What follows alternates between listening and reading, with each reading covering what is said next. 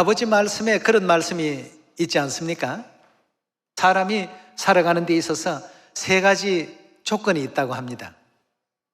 세 가지 그 조건을 갖추지 못하면 사람이 살 수 없다고 하는데요, 사람은 살기 위해서 반드시 어떻게 해야 됩니까? 숨을 쉬어야 됩니다. 호흡이 꼭 필요합니다. 그 다음에 또 뭐가 있어야 됩니까? 먹어야 됩니다. 먹는 게 꼭 있어야 됩니다. 호흡하고 먹기도 해야 되지만 그 다음에 또 뭐가 필요할까요? 활동이 없으면 살아갈 수가 없습니다. 그래서 병원 의사들은 꼭 사람들에게 권유하기를 좌우지간 큰 병이든 적은 병이든 운동 많이 하십시오 하는 얘기들을 꼭 붙여서 합니다. 그래서 사람이 살아가는 데 있어서 세 가지 절대적으로 필요한 것은 호흡해야 되고 먹어야 되고 활동을 해야 됩니다. 그럼 우리 영혼은 어떨까요? 우리 영혼도 마찬가지겠죠. 우리 영혼에 있어서도 호흡을 꼭 해야 됩니다. 영혼의 호흡은 뭡니까? 이 기도, 수시로 이건 기도해야 됩니다. 호흡이 꼭 필요하고 그 다음에 또 우리 영혼도 먹어야 영혼이 삽니다. 그럼 뭘 먹어야 살 수 있겠습니까? 말씀, 양식을 먹어야 되겠죠. 자, 호흡하고 양식을 먹는 어떤 조건만 가지고 사람이 살 수는 있습니다. 살 수는 있지만 그렇게 사는 사람들을 우리는 식물인간이라고 이렇게 표현합니다. 그렇지 않습니까? 숨은 쉬고 음식은 먹을 수 있으나 활동이 전혀 없다라고 한다면 그건 육적으로도 식물인간입니다. 우리 영혼도 어떨까요? 자, 기도 열심히 하고 말씀 양식은 잘 먹는데 활동이 없으면 되겠습니까? 영혼의 활동은 뭐라고 볼 수 있습니까? 전도죠. 예. 그래서 기도로 호흡하고 말씀의 양식을 열심히 먹고 그 다음에 먹은 양식을 가지고 열심히 전도할 때에 그 사람은 하나님께서 허락하시는 하늘 사람으로 건강한 영적인 사람으로서 거듭날 수 있게 되는 것입니다. 네. 물론 여러 이제 그 경우가 있겠습니다만 열심히 전도할 수 있는 여건이 되는데도 전도를 우리가 못하면 절대 안 되겠습니다. 자, 오늘 그런 의미에서 너희와 운명을 함께 하겠다라고 하신 주제의 말씀을 가지고 여러분과 함께 하나님 말씀 상고토록 하겠습니다. 여러분, 알렉산더 대왕 잘 아시죠? 세계적인 어떤 영웅 반열에 있는 역사적인 인물이라고 해도 과언이 아닙니다. 이 알렉산더 대왕이 게드로시아라는 그 사막을 횡단하게 되는 일이 있었습니다. 여러분, 사막을 횡단하는데 제일 필요한 게 뭡니까? 물이죠. 알렉산더 대왕의 군대도 마찬가지로 사막을 횡단하면서 물이 이제 부족해지기 시작했습니다. 이 게드로시아 이 사막은 혹독한 사막이라고 합니다. 그런데 그곳을 이제 횡단을 하는데 중간쯤 가니까 벌써 물이 다 떨어졌습니다. 한 모금의 물이라도 더 아껴서 무사히 사막을 건너기 위해서 그 군대는 필사적인 노력을 다했습니다. 근데 가도 사막의 끝이 보이지 않으니까 그 충성스러운 알렉산더 군대의 그 부하들이 전부 모여서 의논을 했습니다. 이러다가 우리도 죽고 대왕도 죽을 것이다. 그러니 우리 수통에 물들을 있는 대로 다 모아서 왕이라도 살려서 무사히 사막을 건너갈 수 있도록 그렇게 하자 말이죠. 그러니까 그 충성스러운 부하들이 자기들은 죽을지언정 대왕은 살려야 되겠다는 이와 같은 충직한 마음에서 모두가 또 의견을 모아서 각자가 가지고 있는 그 수통에서 이 물을 흘려보니까 이제까지 그 사막을 횡단하면서 거의 다 마셔버리고 물이 거의 없었습니다. 그래서 수통에 있는 물을 쥐어 짜내다시피 해서 한 방울 두 방울 모았습니다. 자기들이 쓰고 있는 은빛 그 투구에다가 물을 이제 전부 모았는데 어느 정도 군사의 수가 많으니까 다 쥐어 짜다가 보니까 그래도 좀 제법 투구에 가득히 또 고였습니다. 그래서 그걸 들고 대왕에게 나아갔습니다. 왕이시여, 어차피 이 사막을 다 횡단하려면 물이 부족해서 우리도 죽고 대왕께서도 목숨이 위태로우니까 제발 대왕이라도 살아서 나라를 보존하시고 후일을 또 도모하소서 했습니다. 왕이 그 부하들을 보니까 전부가 다 눈빛이 저거 한 모금 마셨으면 하는 눈빛으로 바라보는데 참 그 마음이 굉장히 찡하죠. 이래서 그 받은 그 물을 왕이 높이 들더니 사막의 그 모래 위에 다 부어버렸습니다. 그 아까운 물을 말이죠. 생명과도 같고 피와도 같은 그 물을 사막 모래 위에 다 쏟으면서 했던 그 얘기가 나는 그대들과 함께 내 운명을 같이 하겠다고 말이죠. 여러분들이 죽으면 나도 죽을 것이고 여러분들이 살면 나도 살 것이다고 운명을 같이 하겠다 하면서 물을 다 쏟아버렸습니다. 그러니까 병사들이 없던 그 힘이 속에서 막 솟아올랐습니다. 왜냐하면 알렉산더 대왕은 신에 의해서 태어난 신탁을 받은 인간으로 생각했기 때문에 대왕이 살면 우리도 살 수 있다라고 하는 이런 이제 믿음을 갖게 된 것입니다. 그래서 그 혹독한 게드로시아 사막을 죽지 않고 병사들이 무사히 건넜다는 알렉산더 대왕의 어떤 정복 역사 속에 한 토막이 있었던 그러한 그 스토리가 되겠습니다. 여러분, 알렉산더 대왕이 병사들 앞에서 나는 그대들과 함께 내 운명을 같이 하겠다 했을 때 여러분들의 지금 마음이 지금 어떻습니까? 야, 그 사람 참 대단하다. 그런 대왕을 섬길 수 있었다는 것이 그 부하들이 얼마나 참 행복했을까? 그런 생각 들지 않습니까? 근데 우리 하나님께서 이미 이 알렉산더 대왕이 이 얘기를 하기 전부터 고대 적에 주셨던 그 말씀이 나는 너희들과 함께 운명을 함께 하겠다고 말씀을 주신 내용이 있습니다. 성경에서 혹시 보셨나요?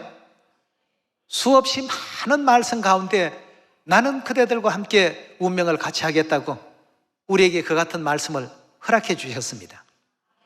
자, 우리 한번 그 내용을 찾아보시면서 이제 하나님께서 우리에게 그 같은 입장을 밝히셨다면 우리도 하나님에 대해서 이제 나도 내 운명을 하나님께 맡기고 따르겠습니다 하는 이런 제 입장이 되어야 되겠죠. 마태복음 28장 18절의 말씀 함께 보도록 하겠습니다. 예수께서 나와 일러 가라사대 하늘과 땅의 모든 권세를 내게 주셨으니 그러므로 너희는 가서 모든 족속으로 제자를 삼아 아버지와 아들과 성령의 이름으로 세례 즉 침례를 주고 내가 너희에게 분부한 모든 것을 가르쳐 지키게 하라. 볼지어다 내가 세상 끝날까지 너희와 항상 함께 있으리라 하시니라 고 했습니다. 이 세상 끝날까지 항상 너희와 함께 할 것이다 고 예수님께서 분명히 그렇게 말씀을 주셨습니다. 세상 끝날까지 너희와 항상 함께 하겠다는 이 말씀을 여기서뿐만 아니라 이사야서 우리 43장에서도 한번 보시면서 전도하는데 조금 더 우리가 두려워하지 말고 알렉산더 대왕의 군대보다도 더 강력한 영적 믿음의 군대, 하늘 복음의 어떤 그 군사들이 다 되시길 바라겠습니다. 이사야서 43장 1절의 말씀 함께 보도록 하겠습니다. 야곱아 너를 창조하신 여호와께서 이제 말씀하시나니라. 이스라엘아 너를 조성하신 자가 이제 말씀하시나니라. 너는 두려워 말라. 내가 너를 구속하였고 내가 너를 지명하여 불렀나니 너는 누구의 것이라고요? 예, 운명을 함께 할 뿐만 아니라 너는 바로 내 자체고 내 것이다. 내 것이라. 내가 물 가운데 지날 때 내가 함께 할 것이라. 강을 건널 때 물이 너를 침몰치 못할 것이며 내가 불 가운데 행할 때 타지도 아니할 것이요 불꽃이 너를 사르지도 못하리니 대전하는 여호와 내 하나님이요 이스라엘의 거룩한 자요 내 구원자임이라. 내가 애굽을 너의 속량물로 구스와 스바를 너의 대신으로 주었노라. 내가 너를 보배롭고 존귀하게 여기고 너를 사랑하였은즉 내가 사람들을 주어 너를 바꾸며 백성들로 내 생명을 대신하리라. 두려워 말라. 내가 너와 어떻게 한다고요? 예, 함께 한다는 의미 자체가 뭡니까? 운명을 함께 하겠다는 하나님의 결연한 의지가 담겨 있지 않습니까? 두려워 말라. 내가 너와 함께하며 내 자손을 동방에서부터 오게 하며 서방에서부터 너를 모을 것이며 내가 북방에 이르기를 놓으라. 남방에 이르기를 구려하지 말라. 내 아들들을 원방에서 이끌며 내 딸들을 땅끝에서 오게 하라. 물은 내 이름으로 일컫는 자 곧 내가 내 영광을 위하여 창조한 자들을 오게 하라. 그들은 내가 지었고 만들었느니라 하였습니다. 내가 그들과 함께 하겠다. 우리 하나님께서 이미 2700년 전에 BC 약 한 700여 년경에 이런 귀한 가르침의 말씀이 계셨습니다. 알렉산더 대왕이 아마 성경을 좀 봤더라고 한다면 그 훨씬 후대에서 성경에 그런 말씀이 있었던 걸 인용했구나, 아마 그랬을지도 모르겠습니다. 내가 너와 함께 할 것이라 하신 이사야 또 41장의 말씀 함께 보도록 합시다. 우리가 전도를 하는 데 있어서 조금도 두려워하지 말고 또 놀라지 말고 하나님께서 함께 하시는 복음의 역사라는 것을 믿고 열심히 또 진행하시면 전 세계 복음이 다 완성이 될 것입니다. 이사야서 우리 41장 10절의 말씀 함께 보겠습니다. 두려워 말라. 내가 너와 어떻게 한다고요? 함께 할 것이라 하고 했습니다. 내가 너와 함께 할 것이라. 놀라지 말라. 나는 내 하나님이 됨이니라. 내가 너를 굳세게 하리라. 참으로 너를 도와주리라. 참으로 나의 의로운 오른손으로 너를 붙들리라. 보라, 내게 노하던 자들이 수치와 욕을 당할 것이요 너와 다투던 자들이 아무것도 아닌 것 같이 될 것이며 멸망할 것이라. 내가 찾아도 너와 싸우던 자들을 만나지 못할 것이요 너를 치는 자들은 아무것도 아닌 것 같이 허무한 것 같이 되리니 이는 나 여호와 너의 하나님이 내 오른손을 붙들고 내게 이르기를 두려워 말라. 내가 너를 도우리라 할 것임이니라 하고 했습니다. 여러분, 전 세계 인류 인생들에게 전하고자 하는 복음은 하나님께서 우리와 운명을 함께 해주시겠다고 하신 복음입니다. 하나님이 함께 해주시는 복음인데 어찌 이 복음이 안 될 수가 있겠습니까? 당연히 되는 복음이고 마땅히 되는 복음입니다.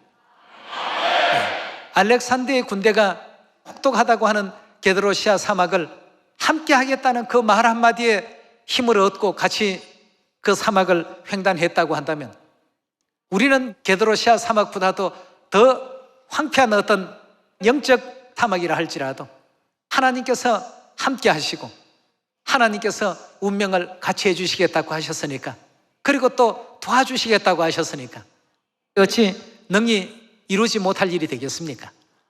반드시 되는 복음 아니겠습니까? 그렇게 우리가 절대적으로 믿는 믿음을 가지고 나아가게 된다면 사도 바울처럼 베드로처럼 많은 영혼들을 구원의 길로 이끌 수 있고 또 회개시킬 수 있는 하나님의 자녀들이 분명히 될 수가 있습니다. 자, 우리 초대교회의 그 역사를 한번 또 살펴보시고, 사도들은 이런 어떤 믿음의 정신을 가지고 세상 끝날까지 너희와 항상 함께 하겠다 하신 예수 그리스도의 그 자치를 이렇게 따라갔구나 하는 것을 몇 사례만 살펴보면서 오늘날 우리에게 교훈으로 또 본으로서 세워놓으신 그 진리의 가르침의 길을 따를 줄 아는 여러분과 제가 되도록 합시다. 누가복음 22장 31절의 말씀 함께 보겠습니다. 시몬아 시몬아, 시몬이라고 한다면 베드로를 가리켜서 하시는 말씀이죠.